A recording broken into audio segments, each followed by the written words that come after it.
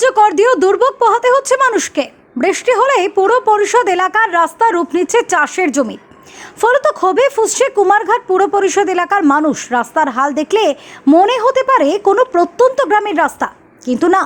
রাজ্যের ঊনকোটি জেলার কুমারঘাট পুর পরিষদ এলাকার রৌতিয়াবাড়ি ১৩ নম্বর ওয়ার্ডের মানুষের একমাত্র ভরসা এবং যাতায়াতের রাস্তা এটি।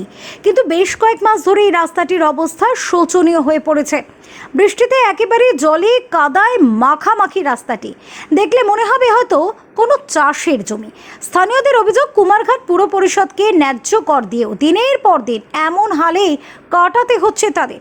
প্রতিদিন প্রচুর গাড়ি এবং মানুষের যাতায়াত এই রাস্তা দিয়ে, ফলত পথের ধারে যাতায়াতে চরম ভোগান্তির শিকার হচ্ছে সাধারণ মানুষকে।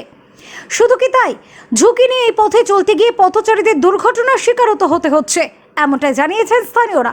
তাদের অভিযোগ, এই রাস্তাটির বিষয়ে স্থানীয় পুর পরিষদ অবগত থাকলেও এটির হাল ফেরাতে কোনো উদ্যোগই নেয়নি কর্তৃপক্ষ। সমস্যা বলতে যেমন রাস্তার অবস্থা কি অবস্থা, আমরা তো বাড়িতে পারি না, গাড়ি ঘোড়া যেতে পারে না, এটা মানুষও যেতে পারে না বৃষ্টি পড়লে। সমস্যা তো অবশ্যই থাকবো, সমস্যা তো অবশ্যই থাকবো। এইরকম রাস্তা থাকলে মানুষের সমস্যা থাকবো না নেই তো। ওই গেছে কয়েক বছর না গো, 13 নম্বর ওয়ার্ড জানে তো, সবাই তো জানে, সবাই তো জানে, এটা তো রদে কেউ না, সবাই তো এটা জানতেছে দেখতেছে। আমরা চাইতেছে মানে রাস্তাটা তো ঠিক হইলে ভালো হয় না নেই, আমরা যাতায়াত করতে সুবিধা হয়, সবের একটু ভালো। কোনো একটা মানুষ বা অন্য দিকটা এদিকে যাইতে হইলো, যাইতে পারে না, এটা তো আমরা একলা রাস্তা সবাই। Bureau report, SD news media, Tripura.